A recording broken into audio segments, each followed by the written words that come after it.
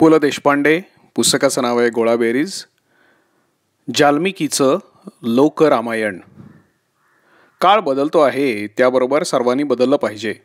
एक काळ असा होता की सूर्य वेळेवर उगवत असे, हिमालय देखील बराचसा उंच होता, हवा देखील थंड प्रदेशात थंड आणि उष्ण प्रदेशात उष्ण होती. काळ बदलला. एका खोलीत मनस्वी उकाडा तर दुसरीत थंडी हा चमत्कार आपण मोठ्या मोठ्या शहरातून पाहू लागलो. हे असं पूर्वी नव्हतं. पूर्वीच्या काव्यातून वसंत आणि कोकिळा नियमितपणे येत जात. हल्ली दोघांचाही पत्ता नाही. प्रत्यक्ष सूर्योदयापेक्षाही अधिक शोभिवंत सूर्योदय रंगीत चित्रपटामध्ये दाखवून आपण निसर्गाचं नाक ठेचलं.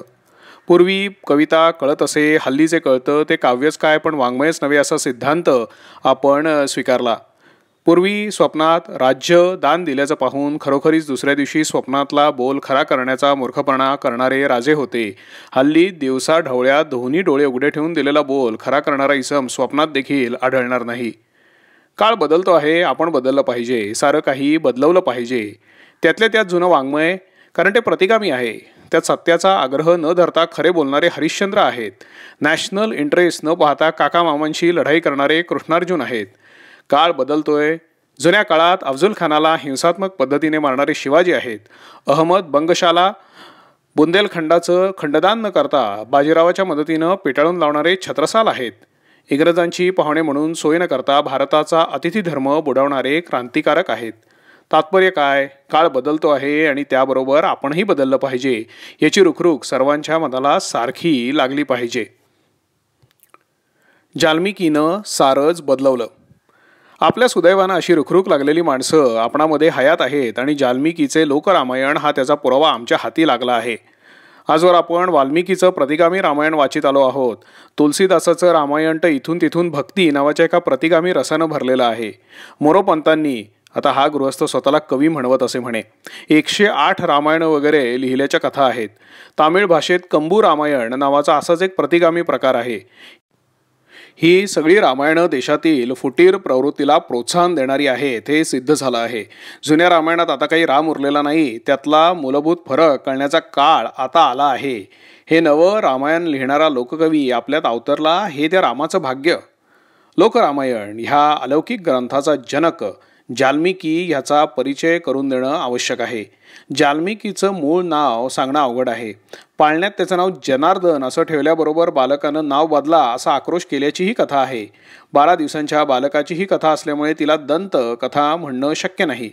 सुदैवानं बदलापूरला त्याचा जन्म झाल्यामुळे गावाच्या नावाखेरीज अनेक गोष्ट बदला असा बाळपणापासूनच त्याचा आग्रह असे. आपलं नाव तर त्यानं नित्य बदललं, वडिलांचंही बदललं. जे दिसेल ते बदलायचं हा बाळ जनार्दनाचा आग्रह असे. लहानपणी मुलं विटी दांडू खेळत तर जनार्दन, त्या दिवशी त्याचं नाव जनता जनार्दन होतं. दांडू विटी खेळत असे, हुतुतूला तुतुहू म्हणत असे आणि खो खोतला दुसरा खो आधी म्हणून त्या खेळाचं नावही खो खो असं बदलण्याचं मोठं कार्य त्यानं केलं. शाळेत असताना वर्ग बदलायचा, शिक्षक बदलायचा, एवढंच काय, परंतु वर्गात कपडे बदलायचा देखील त्यानं सपाटा चालू केला. असला असामान्य विद्यार्थी पाहून अनेक शिक्षकांनी त्याच्या वर्गातून बाहेर पडताना बदलीचे अर्ज केले. तारुण्यात जनार्दनानं अनेक गोष्टी बदलल्या. त्यांचा तपशील देणं शक्य नाही, परंतु त्यातील एका गोष्टीमुळे त्यानं आपलं नाव अजरामर केलं आहे. ती म्हणजे त्यानं वाल्मिकी नावाच्या कवीच्या रामायणाला पार बदलून दिलेलं नवीन स्वरूप. हे कार्य करताना त्यानं स्वतःचं जनार्दन हे नाव बदलून जाल्मिकी हे नाव धारण केलं आणि आपल्या नव्या रामायणाचं नाव लोकरामायण असं ठेवलं. कोणाच्याही भावना दुखवायच्या नाहीत, हे ह्या रामायणाचं वैशिष्ट्य आहे. मूळ रामायणातील कांड केव्हाच पिचली आहेत हे जाल्मिकीच्या ध्यानात आलं आणि लोकांना समजेल अशा भाषेत त्यांनी आपल्या या रामायणाची रचना केली. जाल्मिकीनं रामायणातील पहिल्या प्रकरणाचं नाव बालकांड असं न ठेवता रुदन या बालकाच्या सहज प्रवृत्तीला साजेल असं हे भोकांड नाव ठेवलं. भोकांडातील आणि इतर कांडातील आता काही कथा पहा. भोकांडापासून सुरुवात. शरयू नदीच्या तीरी अयोध्या नावाची लोकधानी होती. तिथे दशरथ नावाचा एक लोकपाल होता. त्याचं मुख्य काम लोकवाहनांची सोय करणं हे होतं. त्या काळी लोक रथातून प्रवास करीत. प्रस्तुत लोकपालाच्या ताब्यात 10 रथांची व्यवस्था असल्यामुळे दशरथ असं त्याचं नाव होतं. त्या काळात द्विभार्या प्रतिबंधक कायदा होता, परंतु त्रिभार्या प्रतिबंधक नव्हता. त्यामुळे लोकांच्या इच्छेला मान देऊन त्यानं 3 पत्नींचा स्वीकार केला होता. एकीचं नाव कौसल्या, दुसरीचं कैकेयी आणि तिसरीचं सुमित्रा. ह्या एकमेकींची कधीच भांडत नसत. अयोध्येमध्ये कोणीच कोणाशी भांडत नसे. तिघीही एकत्र स्वयंपाक करीत. कौसल्यानं हातसडीचे तांदूळ निवडले की कैकेयी शरयू नदीवरून अयोध्या हस्तोद्योग कार्यालयात तयार झालेल्या मडक्यातून पाणी आणत असे आणि सुमित्रा मग चूल पेटवीत असे. मग तिघी मिळून भात शिजवीत आणि मग आपल्या झोपडीच्या बाहेर अतिथीची वाट पाहत सारख्या उभ्या राहत. ही सर्व मंडळी झोपडीतच राहत. त्यावेळी मोठमोठ्या महालात वगैरे कोणी राहत नसे. सारी मंडळी आश्रमात राहतात म्हणून त्यांच्या घरांना गृहस्थ आश्रम म्हणायचे. काही मंडळी आश्रम देखील बांधत नसत, कारण त्यांचा मुख्य व्यवसाय अतिथी हाच होता. रोज अतिथीला वाढल्या देखीलच पुण्य मिळत नसे. त्यामुळे इतरांना पुण्य मिळवून देण्यासाठी गावात अतिथी असणं आवश्यक होतं. म्हणून हे सगळे लोक अतिथी व्हायचे. अयोध्येतील पुरुष मंडळी शेतांवर काम करीत. सब भूमी गोपालकी या तत्वाप्रमाणे कोणीही कोणाच्याही शेतीवर काम करीत असे आणि कुणीही कोणाचंही धान्य कापून घरी आणत असे. आता गावामध्ये गुन्हेच घडत नसल्यामुळे पोलीस देखील शेतावरच काम करायचे आणि कंटाळा आला तर ते अतिथीचं काम करायचे. दशरथाचा संसार असा सुखाने चाललेला होता. त्याला राम, लक्ष्मण, भरत, शत्रुघ्न असे 4 मुलगे होते. काही मंडळींचं मत हे आधी नव्हते, पण त्याने नंतर यज्ञ केला आणि मग मुलं झाली असं आहे. परंतु ते पूर्णपणे असत्य आहे. दशरथाच्या 3ही राण्यांत मिळून 4 मुलं पहिल्यापासूनच होती. ही मुलं देखील आपापसात कधीच भांडत नसत. सकाळी उठल्याबरोबर प्रार्थना करून वसिष्ठ गुरुजींच्या जीवन शिक्षण केंद्रामध्ये जायचे. वसिष्ठ गुरुजी बेसिक पद्धतीचं शिक्षण देत असत. म्हणजे प्रत्येक गोष्ट समवाय पद्धतीनं शिकवण्याकडे त्यांचा कटाक्ष असे. इक्ष्वाकू घराण्याचा परिचय. आता या लोकपाल दशरथानं वसिष्ठ गुरुजींची आपल्या मुलांना शिकवणी ठेवलेली होती. त्यामुळे मुलं गुरुजींना दर्भाच्या 10 जोड्या प्रतिमासी देत असत. इक्ष्वाकू घराण्याची माहिती वसिष्ठ गुरुजींनी खालीलप्रमाणे सांगितली आहे. दशरथाच्या झोपडीत येताना वसिष्ठ गुरुजी हातात एक भला मोठा ऊस घेऊन आले. मुलांनी गुरुजींना दंडवत घातला. लोकगुरूंना अभिवादन. मुलं म्हणाली, लोकांचं कल्याण असो. वसिष्ठ म्हणाले, लोकांच्या मुलांनो, मी आज येताना काय आणलं आहे? वसिष्ठांनी विचारलं. कमंडलू. छोटा लोकपुत्र. शत्रुघ्न म्हणाला, योग्य. लोकपुत्र हो, दुसरं काय? रजकाकडून घेतलेली छाटी. भरत म्हणाला, योग्य. लोकपुत्र लक्ष्मणा, तू का उत्तर देत नाहीस? लोकगुरुजी, माझा ज्येष्ठ बंधू राम जे सांगेल ना तेच माझं उत्तर असणार आहे, तेव्हा तुम्ही त्यालाच विचारा. लक्ष्मणाचं बंधुप्रेम उफाळून आलं. रामचंद्रा, तू सांग, मी काय आणलं आहे? ऊस. राम म्हणाला, ऊस. लक्ष्मण पण म्हणाला, योग्य. परंतु ऊस हा लोकवाणीतला शब्द झाला. देववाणीमध्ये त्याला ऊस म्हणत नाहीत. काय म्हणतात त्याला लोकपुत्र भरता? ऊसम. भरत म्हणाला. शत्रुघ्न हसला. त्यामागून रामही हसला आणि म्हणून मग लक्ष्मणही हसला. हसू नका. हसण्यानं भावना दुखावतात. रामचंद्रा, उसाला देववाणीमध्ये काय म्हणतात? इक्षू. राम म्हणाला. लगेच लक्ष्मण म्हणाला, इक्षू. पुढे वसिष्ठ गुरुजींनी तो ऊस वाकवला आणि मग त्यांनी विचारलं, लोकपुत्र हो, मी आता ऊसाचं काय केलं? वाकून दाखवला. 4ही लोकपुत्र म्हणाले, इक्षू वाकल्यावर काय होतं त्याचं? मोडतो. नव्हे, न मोडता काय होतं? काहीही होत नाही. शत्रुघ्न म्हणाला, परंतु इक्षू आणि वाक यांचं काय होईल? इक्ष्वाक. राम चटकन म्हणाला आणि मागून लगेच लक्ष्मणही म्हणाला, इक्ष्वाक. धन्य धन्य. आता त्याला ऊ लावल्यावर काय होईल? गुरुजी, ऊस खराब होईल. अरे नव्हे, ऊ हे अक्षर लावल्यावर काय होईल? इक्ष्वाकू. राम, लक्ष्मण, भरत आणि शत्रुघ्न म्हणाले, इक्ष्वाकू. आपल्या दाढीवरील घाम टिपीत वसिष्ठ गुरुजी उद्गारले, धन्य. आज आपल्याला इक्ष्वाकू घराण्याविषयी माहिती करून घ्यायची आहे. एवं गुणविशिष्ट प्रस्तावना करून समवाय पद्धतीला अनुसरून वसिष्ठ गुरुजींनी त्या चारही लोकपुत्रांना उसाच्या मळ्यामध्ये कामाला नेलं. शेती, वल्कल शिवणं इत्यादी कलांमध्ये हे लोकपुत्र फार पुढे पारंगत झाले. कालमानाप्रमाणे लोकपाल दशरथ आता थकत थकत चालला होता. 10 रथांच्या लोकवाहकांची दगदग त्याला आता सोसवत नव्हती. विश्वामित्र दशरथाला भेटतात आणि एके दिवशी सायं प्रार्थना आटोपून लोकपाल दशरथ आपल्या कुटुंबियांमध्ये गाईचं दुग्धपान करीमत बसलेला होता. तिथे आचार्य विश्वामित्र आले. वसिष्ठ गुरुजी लोकपुत्रांची शिकवणी करीत तिथेच बसलेले होते. वसिष्ठ आणि विश्वामित्र हे जीवश्य कंठस्थ मित्र असल्यामुळे त्यांनी एकमेकांना कडकडून आलिंगन दिलं. विश्वामित्रांनी अयोध्ये नजीकच्या अरण्यात आदिवासी शिक्षण संस्था चालवलेली होती. त्यांच्या ज्ञानयज्ञात राक्षस सारखे व्यत्यय आणीत असत. आदिवासी मुलांच्या पाट्या फोडीत, पेन्सिली पळवून नेत, चरखे जळणासाठी वापरत, चोरून दारू देखील गाळीत असत. लोकपाल दशरथानं शांततामय मार्गानं त्या राक्षसांचा बंदोबस्त करावा अशी त्यांची इच्छा होती.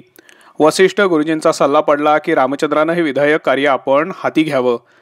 त्याप्रमाणे रामचंद्र आणि त्यांच्या मागून लक्ष्मण हे विश्वामित्र मुनींबरोबर आदिवासी शिक्षण संस्थेमध्ये ताबडतोब गेले. तिथे पाट्यांचे तुकडे झालेले, पेन्सिली मोडून टाकलेल्या, सरंजाम कार्यालय उद्ध्वस्त झालेलं पाहून रामाला फार वाईट वाटलं. रामाला वाईट वाटलं म्हणून लक्ष्मणासही वाईट वाटलं.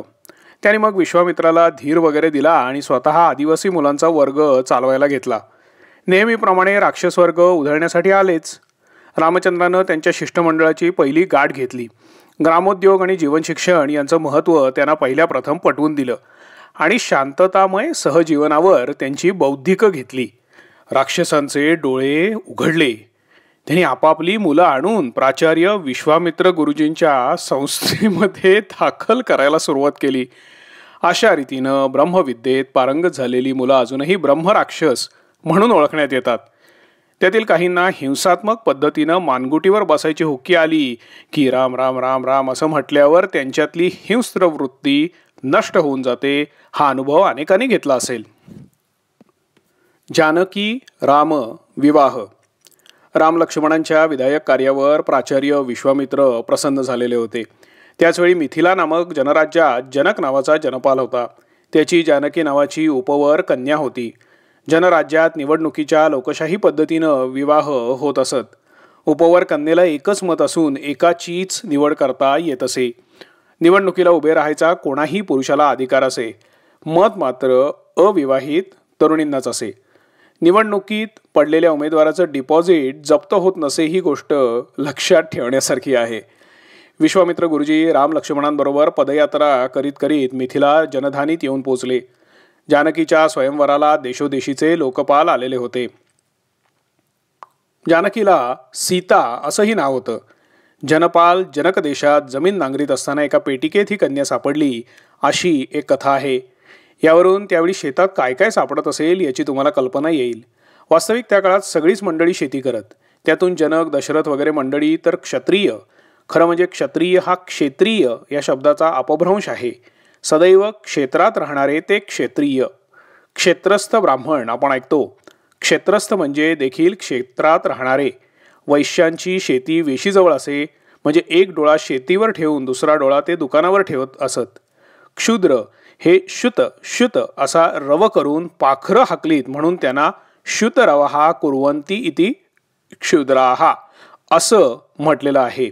म्हणजे जुन्या शास्त्र ग्रंथांमध्ये नमूद केलेलं आहे. हे जुने ग्रंथ आता नष्ट झाले हे आपलं दुर्दैव. तात्पर्य, जनकांनी आपल्या शेतात सापडलेल्या कन्येचं स्वयंवर मांडलं. देशोदेशीचे क्षेत्रपाल, लोकपाल, जनपाल त्या स्वयंवराला आलेले होते. विश्वामित्रांनी रामचंद्र आणि लक्ष्मण ह्या लोकपुत्रांनाही बरोबर नेलेलं होतं. सीता स्वयंवर.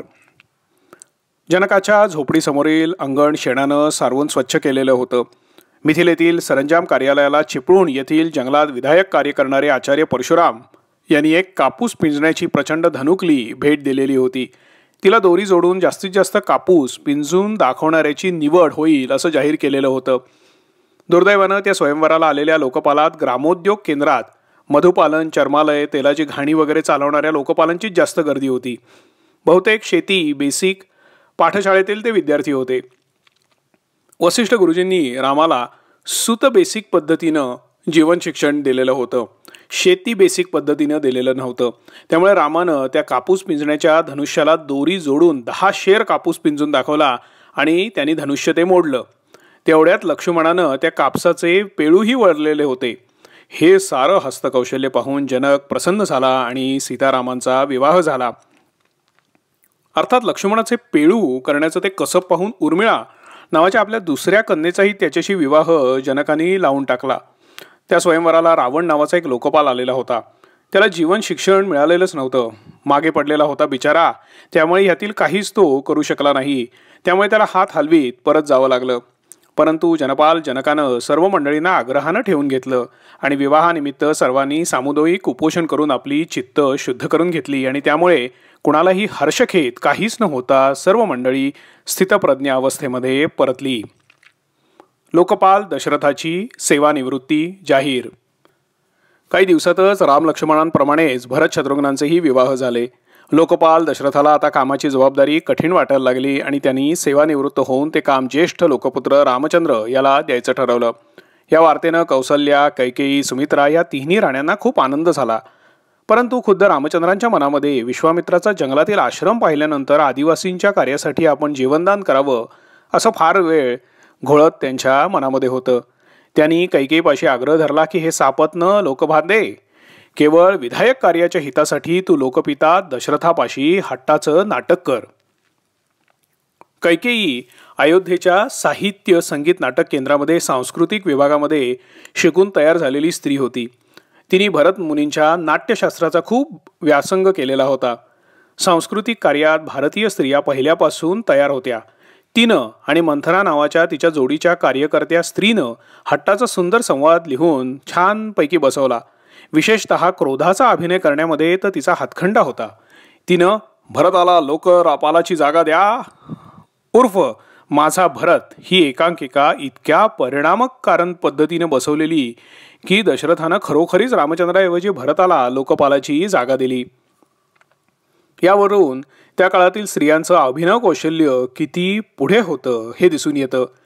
रामचंद्र विधायक कार्यासाठी जंगलामध्ये जायला निघाल्यावर त्याच्या एका पावलावर पाऊल टाकून जानकी निघाली आणि दुसऱ्या पावलावर पाऊल टाकून लक्ष्मणही निघाला. वास्तविक तिघांनाही जीवनदान करायचं योजलेलं होतं. परंतु शेवटी 12 वर्षच हे कार्य करावं अशी तडजोड झाली आणि मग तिघांचाही अयोध्येत जाहीर सत्कार झाला आणि मग राम, सीता आणि लक्ष्मण दंडकारण्यात पदयात्रेला निघाले. शूर्पणखेच्या नाकाचं वाढलेलं हाड. जंगलामध्ये रामानं आश्रम बांधला आणि आदिवासींमध्ये आपलं विधायक कार्य सुरू केलं. शेतीचे नवनवीन जोरात प्रयोग सुरू केले. जंगलामध्ये वन्य जमाती राहत त्यांचा उद्धार केला. त्याचवेळी शूर्पणखा नावाची एक स्त्री आश्रम पाहायला आली आणि सीतेकडे पाहून सारखी नाक मुरडायला लागली. सुरुवातीला बऱ्याच मंडळींचा समज हिच्या मनात सीतेची अवहेलना करून रामाला मोहित करायचं असा असावा असा झाला. परंतु तिला काहीतरी नाकाची व्याधी असावी असं रामाला वाटून त्यानं लक्ष्मणाला तसं सांगितलं. परीक्षेनंतर तिच्या नाकाचं हाड वाढलेलं आहे असं लक्ष्मणानं निदान केलं आणि मग तिच्या नाकावर शस्त्रक्रिया केली. दुर्दैवानं जंगलामध्ये सगळी शस्त्रक्रियेची साधनं नसल्यामुळे वाढलेलं हाड कापल्यावर नाक जोडण्यासाठी आवश्यक आयुध नेमकी नव्हती आणि हाडाबरोबर नाक गमावून शूर्पणखा परतली. शस्त्रक्रियेमध्ये आयत्या वेळी काय होईल हे सांगणं खरोखरीच अवघड आहे. वानर नावाचे आदिवासी. जंगलामध्ये वानर नावाचे आदिवासी होते. त्यांची मुलं आश्रमात शिकून फारच तयार झालेली होती.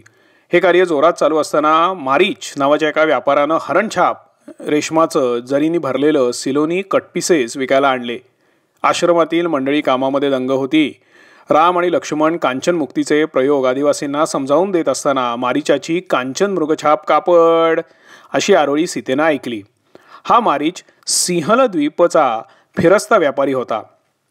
हा महारीच म्हणजे अतिशय श्रीमंत व्यापारी होता असं सुप्रसिद्ध सिंहली संशोधक चिचुंदर नायके यांचं मत आहे. सीतामाईंनी बरेच दिवस वल्कलाच्या चोळ्या वापरलेल्या होत्या आणि फेरीवाल्याची हाक आली की त्याला दारात बोलवायचा हा स्त्रीसुलभ स्वभाव, त्यामुळे त्यांनी आपल्या यजमानांना त्याला बोलवायला सांगितलं. कांचन मृगछाप कापड घ्या असं ओरडत मारीच दूरवर निघून गेला होता. बराच वेळ आपला पती येत नाही हे पाहून सीतामाईनं लक्ष्मणाला त्याच्या शोधार्थ धाडलं. तेवढ्यात श्रीलंकेतील दुसरा एक गृहस्थ रावण यानं सीतेला श्रीलंकेत आणली आणि म्हणजे आणताना अशी भरपूर पुष्कळ दुकानं तिकडे आहेत आणि आपण 2 तासात तुला इथे आणून सोडतो असं सांगून तिला विमानातून लंकेमध्ये नेलं. इकडे जंगलामध्ये रामचंद्रांनी एक युक्ती केली. धनुष्यबाणाच्या टोकाला आपल्या आश्रमाचा पत्ता लिहून त्यानं तो बाण हवेमध्ये जोरदार सोडला. म्हणजे हेतू हा की हा बाण मारीच्याहून जलद गतीनं जाऊन त्याच्या पुढे वाटेवर कुठेतरी पडेल. परंतु चुकून तो बाण मारीच्याला लागला आणि त्यातच तो घायाळ होऊन मरण पावला. रामानं त्याच्याजवळ जाऊन पाहिलं तर मारीच्याकडे खऱ्या सोन्याच्या तारेमध्ये विणलेलं कापड अजिबात नव्हतं. तेव्हा राम आणि लक्ष्मण परतले आणि बघतात तो काय तर आश्रमामध्ये सीता नाही. नंतरचं पर्व आहे सीता शोध. शेवटी राम आणि लक्ष्मण सीतेच्या शोधार्थ निघाले. वाटेत त्यांना लंकेचा प्रमुख रावण यानं सीतेला नेल्याची वार्ता कळाली. सीतेचा शोध करण्यासाठी आश्रमातली सारी आदिवासी मुलं बरोबरीने हिंडत होती. त्यात हनुमान नावाचा एक चलाख मुलगा होता. तो सगळ्यामध्ये पुढे गेला आणि रामेश्वराजवळील खाडीतून पोहत पोहत जाऊन त्यांनी अशोकवनात सीता पाहिली. वास्तविक त्याला सीतेला बरोबर आणता आली असती, परंतु श्रीलंका हे स्वतंत्र राष्ट्र होतं आणि परवान्याशिवाय सीतेला पुन्हा स्वतःच्या देशात येता येत नव्हतं. त्यामुळे त्याला आता काय करावं हे सुचेना. दुर्दैवानं त्याच वेळी लंकेमध्ये हिंसात्मक चळवळ अशा सुरू झालेल्या होत्या. म्हणजे त्याचे विचार डोक्यामध्ये खूप चालू होते लोकांच्या आणि काही लोक त्या पद्धतीने कामालाही लागलेली होती. त्यानं तिथील मग नारळाच्या झाडावर चढून येणाऱ्या जाणाऱ्याच्या डोक्यावर नारळ फेकून मारणे, आगी लावणे वगैरे विध्वंसक कृत्य त्या हनुमानाने केली. रावणाच्या सैनिकांनी त्याला पकडायचा खूप प्रयत्न केला. त्यांनी सीतेभोवती पहारा वाढवला. तिला लंकेच्या न्यायालयानं लंका सुरक्षा कायद्याखाली अटकेमध्ये ठेवलेली होती. तिच्यावर स्त्री पोलिसांचा पहारा होता. तुरुंगातून तिला वागणूक चांगली मिळत होती, कारण लंकेचा मुख्य दंडाधिकारी कुंभकर्ण हा काहीही काम न करता सारख्या झोपा काढीत असे. रावणाचा भाऊ बिभीषण याला शांततेचं धोरण मान्य होतं. लंकेची नासधूस करून हनुमान परत आल्यानंतर रामानं त्याच्या दुष्कृत्याबद्दल उपोषण केलं. काही वानर मंडळींनी लंकेवर स्वारी करावी अशी सूचना रामाला केली, परंतु आंतरराष्ट्रीय संबंध बिघडतील म्हणून रामानं हिंसेच्या मार्गानं न जाता समुद्रामध्ये पूल वगैरे बांधून दंडकारण्य आणि लंका यांचे संबंध जोडायचं ठरवलं. या पुलाच्या विकास योजनेचा दोन्ही देशांना फायदा होण्यासारखा आहे हे तत्व रावणाला पटावं म्हणून खूप खटपट केली. पुलाचं काम श्रमदानानं करायचं ठरलं आणि सारी मंडळी सीतेचा प्रश्न विसरून पूल धरणं वगैरे बांधण्याच्या योजनेमध्ये गढून गेली. शेवटी पुलाचं काम पूर्ण झालं. वाली, सुग्रीव वगैरे स्थापत्य विशारदांनी स्वयंस्फूर्तीनं ते काम संपवलं. रीस, हल्लीच्या परिभाषेत ज्याला रुस म्हणतात, शृगाल वगैरे परदेशीय मंडळींनी या कार्यामध्ये खूप मदत केली. वानरात ताम्रमुखी वानर होते. पाताळ देशातूनही या कामी बरीच मदत झाली. पुलाचं काम पूर्ण झाल्यानंतर सामोपचारानं आंतरराष्ट्रीय संबंध जोडण्यासाठी राम, लक्ष्मण, बाली, सुग्रीव यांचं शिष्टमंडळ लंकेमध्ये जाऊन रावणाला भेटलं. रावणाच्या राष्ट्रामध्ये 10 मंत्री होते आणि ते 10 प्रकारची परस्पर विरोधी मतं सारखे मांडित होते. त्यामुळे रावण 10 तोंडांनी बोलतो अशी आख्यायिका आहे. प्रत्येक वेळी सोयीस्कर रीतीनं मतं बदलायला रावणाची ही मंत्रिमंडळाची पद्धती रामाला फार आवडली आणि रामराज्यात आपण ह्याच पद्धतीचा अवलंब करू असं त्यांनी रावणाला कबूल केलं. सीता हा विषय सोडून रावण अनेक अवांतर गोष्टी रामाशी आणि शिष्टमंडळाचे इतर सभासदांशी बोलला. सिंहली लोकनृत्याचे कार्यक्रम फारच उठावदार झाले. त्यानंतर लंका शांती सेना दलाचा प्रमुख बिभीषण यानं रामराज्याशी परराष्ट्रीय संबंध अत्यंत प्रेमाचे आणि सलोख्याचे ठेवले पाहिजेत असं परिपत्रक काढलं. हनुमंत पुन्हा पुन्हा सीतेच्या मुक्ततेचा विषय काढू पाहत होता. त्याच्या शेपटावर रामानं पाय देऊन त्याला दाबलं. शेवटी लंकेतील एका नारळीवर लटकणारे नारळ पाडण्यासाठी रामानं तीर मारला. त्याच वेळी गवाक्षात रावण आला होता. त्याला चुकून बाण लागून तो धाडकन जमिनीवर पडला. उत्तरीय तपासणीत गवाक्षातून पडून असा शेरा पडला आणि रामावर त्याचा काही आरोप आला नाही आणि प्रकरण आंतरराष्ट्रीय न्यायालयात जाऊन चिघळलं नाही. अशा रीतीने अत्यंत शांततामय पद्धतीनं या प्रकरणाचा शेवट होऊन सीता आणि राम अयोध्येला परत आले. तोपर्यंत भरतानी इथे हंगामी सरकार स्थापन केलेलं होतं. राम परतल्यावर मोठ्या सार्वत्रिक निवडणुका झाल्या आणि राम लोकपाल झाला. देशामध्ये रामराज्य सुरू झालं. परंतु लोकांनी रामराज्य म्हणू नये असा वटहुकूम लोकपाल रामचंद्रानं काढला. हा वटहुकूम होता, आणि मग आता आपल्या राज्याला लोकराज्य म्हणावं अशी त्यांनी लोकांना विनंती केली आणि त्या शांतताप्रिय लोकांनी ती ऐकलीही. प्रथम लोकपाल पदाचा त्याग, त्यानंतर पत्नी त्याग आणि सरतेशेवटी शरयूमध्ये देहत्याग केल्यामुळे कुणीही कोणाला आणि कशालाही सोडून जाताना बरं आहे रामराम मंडळी असं म्हणावं असा पुढे फतवा निघाला. फार काय, देहाचा त्याग करताना राम म्हणावं असाही वटहुकूम काढला गेला. त्याची अंमलबजावणी आजतागायत वर्षानुवर्ष चालू आहे. शेवटचा अध्याय, सीता भूदान कार्य निमग्न झाली. जाल्मिकीच्या लोकरामायणाचं हे थोडक्यात सार आहे. मूळ ग्रंथ पाहिल्याशिवाय खरी कल्पना येणं शक्य नाही. लेखकाची वर्णनशैली तर अद्वितीय आहे. विशेषतः राम आणि रावण यांची लंकेमध्ये निघालेली मिरवणूक, सेतू बंधन प्रसंग वगैरे प्रकरणं केवळ शैलीसाठी वाचावीत अशी आमची शिफारस आहे. रावणाचा रामाच्या हातून चुकून घडलेला मृत्यू वाचताना डोळ्यातील टिपं खळत नाहीत. सीता त्यागाच्या प्रकरणाला जाल्मिकीनं दिलेली कलाटणी फार सुंदर आहे.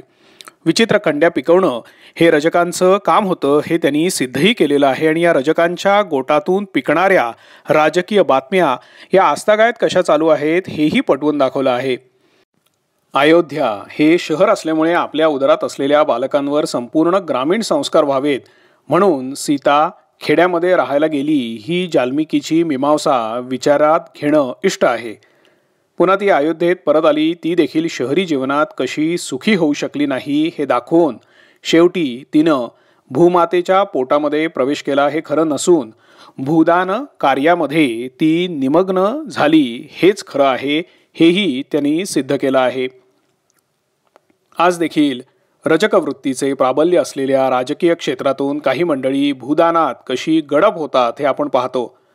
जाल्मिकीच्या द्रष्टेपणाचं याहून अधिक चांगलं उदाहरण कोणतं हवं. आणि असं असून आजही काही लोक वाल्मिकीचंच नाव घेतात. त्यांना तरी काय म्हणावं. राम राम.